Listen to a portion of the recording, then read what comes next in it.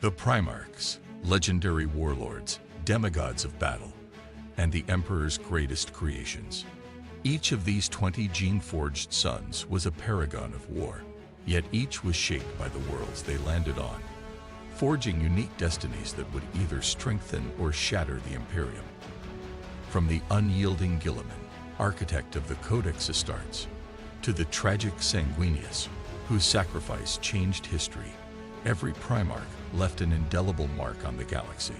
Some remained loyal, others fell to chaos, and a few vanished into myth. But their legacies still shape the grim darkness of the 41st millennium. Join us as we dive deep into the history, triumphs, and tragedies of every single Primarch. Today we will talk about every single Primarch explained. So before we start, make sure to hit the like button and subscribe to my channel. The Loyalist Primarchs. 1. Lion L. Johnson, Dark Angels. The enigmatic and secretive Primarch of the Dark Angels, Lion L. Johnson, was raised on the deadly death world of Caliban, a place infested with monstrous beasts. Raised by the noble Knight Luther, he became a legendary warrior and eventually took command of the Dark Angels Legion. During the Horus heresy, a civil war erupted within his legion, and a faction known as the Fallen betrayed him. After the war, Lion disappeared into a deep slumber inside the rock, the Dark Angels Fortress Monastery. He has recently awakened in the 41st millennium, ready to fight once more. 2. Fulgrim, Emperor's Children, turned traitor. Originally a noble and perfection-obsessed warrior, Fulgrim was the Primarch of the Emperor's Children. His pursuit of perfection led him down a dark path as he was seduced by Slaanesh, the chaos god of excess. He eventually murdered his best friend, Ferrus Manus, and fully surrendered his soul to Slaanesh, transforming into a Daemon Prince. Now, he revels in eternal decadence and corruption. 3. Perturabo, Iron Warriors, turned traitor. A bitter and calculating genius, Perturabo led the Iron Warriors, masters of siege warfare. Resentful of the Emperor's favoritism towards other Primarchs, he turned to chaos, leading his legion into rebellion. He became a Daemon Prince of Chaos Undivided, forever waging war in the Eye of Terror. 4. Jagatai Khan, White Scars. The swift and unpredictable Primarch of the White Scars, Jagatai Khan, was raised among the nomadic warlords of the planet Chagras. A master of hit-and-run warfare, he remained loyal to the Emperor during the heresy. After the war, he vanished into the Webway, battling the Dark Elder in their city of Kamara, and his fate remains unknown. 5. Lemon Russ, Space Wolves. The Primarch of the Space Wolves, Lemon Russ, was a brutal warrior raised on the harsh world of Fenris. A loyal servant of the Emperor, he despised treachery and played a key role in hunting down Magnus, the Red, after the burning of Prospero. Following the heresy, he led a mysterious expedition into the Eye of Terror and never returned. His legion believes he will return in the final battle of the Imperium. 6. Rogel Dorn, Imperial Fists. The Primarch of the Imperial Fists, Rogel Dorn, was the ultimate defender, specializing in fortifications and siege warfare. He commanded the defense of Terra during the Horus heresy, holding the Imperial Palace against the traitor legions. He later vanished in battle, but his skeletal hand was recovered, suggesting he met his end in combat. 7. Conrad Kurz, Night Lords, turned traitor. A tragic and nightmarish figure, Conrad Kurz, also known as Night Haunter, led the Night Lords, a legion specializing in terror tactics and psychological warfare. He believed the Imperium was inherently corrupt and embraced darkness. Eventually, he was assassinated by an Imperial Calidus assassin, fulfilling his prophecy that he would die at the Emperor's command. 8. Sanguinius, Blood Angels. Among all the Primarchs of the Imperium, none were as beloved, noble, and tragic as Sanguinius, the Primarch of the Blood Angels, a warrior of unsurpassed grace, beauty, and martial skill. Sanguinius was more than just a general. He was an inspiration to his legion and the Imperium itself. His golden wings, a unique mutation among the Primarchs, earned him the title of the Great Angel, and his ability to inspire those around him was unmatched. However, Sanguinius was also burdened with a dark curse, a genetic flaw that would ultimately shape the destiny of his legion. 9. Ferrus Manus, Iron Hands. Ferrus Manus, the Primarch of the Iron Hands, was one of the most unyielding and uncompromising warriors of the Great Crusade. A forge master, strategist, and brutal warlord, he believed in absolute strength and resilience, forging his legion into a force that embodied iron discipline and ruthless efficiency. However, his unshakable belief in the supremacy of strength and his inability to understand weakness ultimately led to his tragic downfall. Betrayed by his closest friend, Fulgrim of the Emperor's Children, Ferrus Manus became the first Primarch to die in the Horus heresy, his beheading at the Drop Site Massacre marking a turning point in the war. Origins: the child of Medusa and the trial of the Great Worm. Ferrus Manus was discovered on the harsh, techno-barbarian world of Medusa, a planet ravaged by constant volcanic eruptions, radiation storms, and mechanical monstrosities left behind by ancient civilizations. The people of Medusa were nomadic and warlike, believing that only the strong could survive in their brutal world. From birth, Ferrus Manus possessed unmatched strength and resilience, but his defining moment came when he encountered the Great Silver Worm, a legendary mechanical beast of living metal that roamed Medusa's wastelands. Rather than flee, Ferrus fought the creature in a battle that lasted for days, his hands burning and warping as the beast's liquid metal fused to his flesh. In the end, he killed the worm, but his hands remained forever transmuted into living silver, a permanent reminder of his unyielding will and devotion to strength. Unlike other Primarchs who sought to rule, Ferrus never sought to unite Medusa.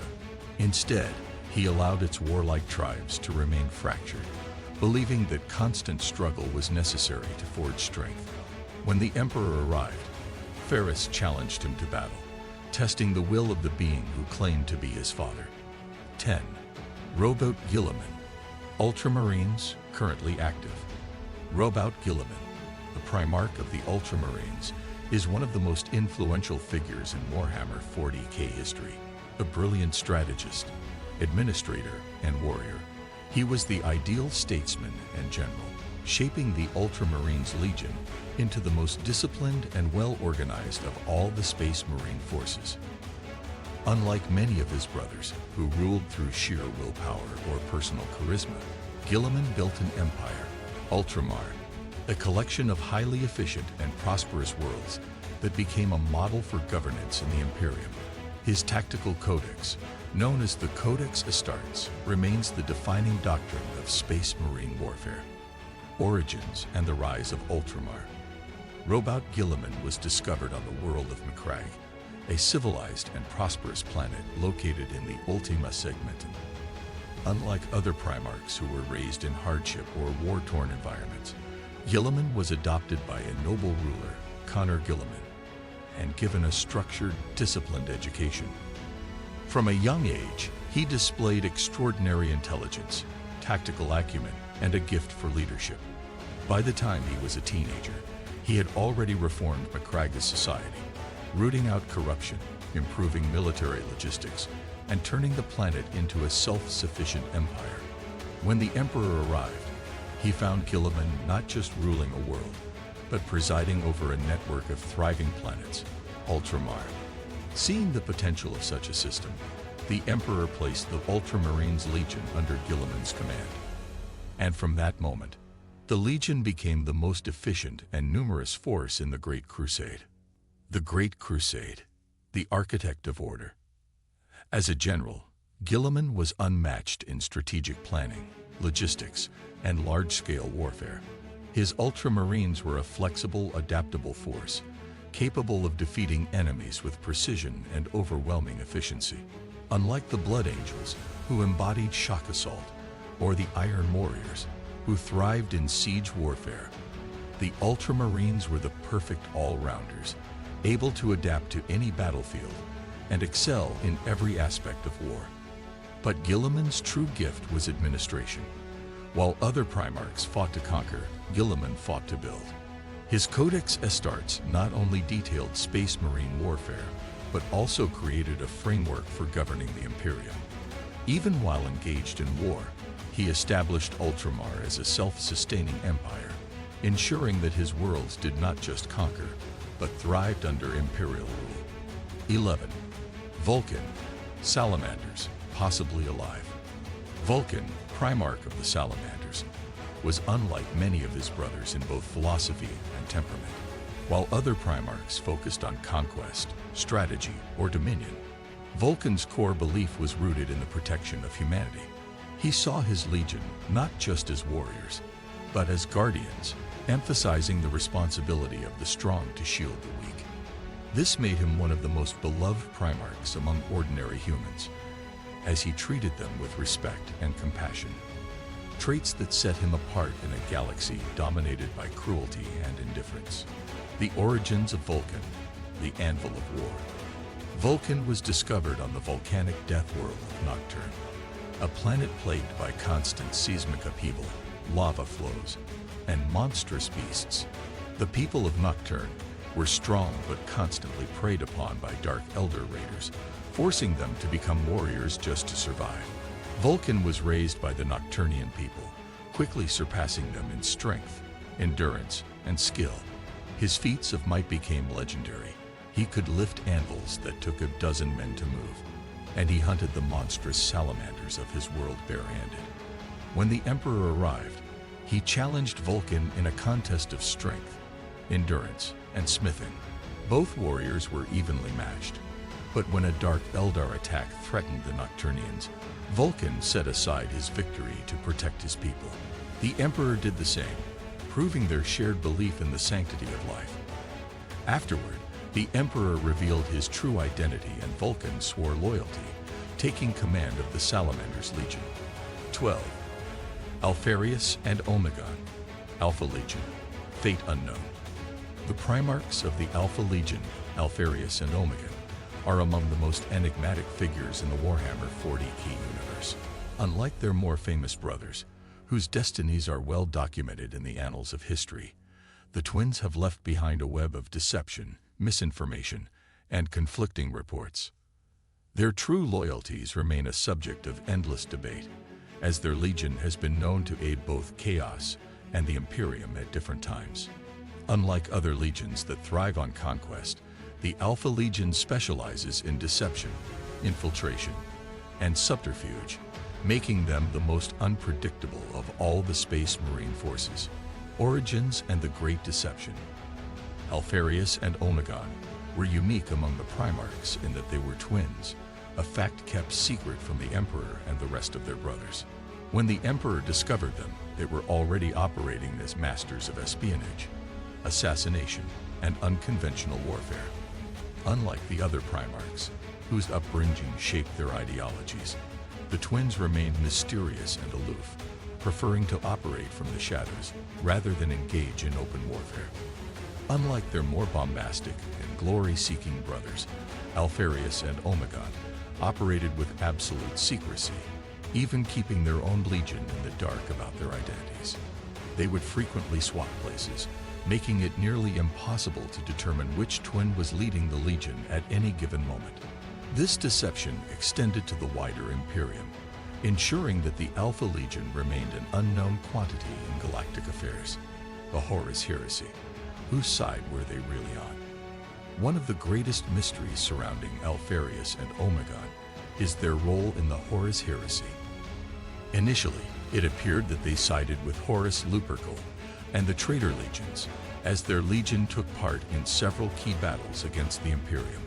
However, there are conflicting reports suggesting that the Alpha Legion may have been following a different agenda entirely. According to some accounts, Alpharius and Omegon were contacted by the Cable, a shadowy group of alien and human conspirators who sought to engineer the downfall of Chaos. The Cable convinced the twins that Horus must win the war, as his victory would ultimately lead to the self-destruction of chaos through unchecked excess. If the Emperor triumphed, they argued, chaos would only fester and grow stronger in the long run. Believing that this was the only way to destroy chaos permanently, the twins allegedly sided with Horus as a necessary evil. However, this theory is complicated by the Alpha Legion's later actions, which suggest they may have betrayed Horus just as easily as they betrayed the Imperium. Some reports indicate that the Alpha Legion deliberately sabotaged chaos operations, ensuring that Horus' victory was never guaranteed. Other sources claim that one twin remained loyal to the Emperor, while the other fully embraced chaos, resulting in an internal schism within the Legion itself. If you like this video and would like to see more like it, please give it the thumbs up. Leave a comment and click the button to subscribe.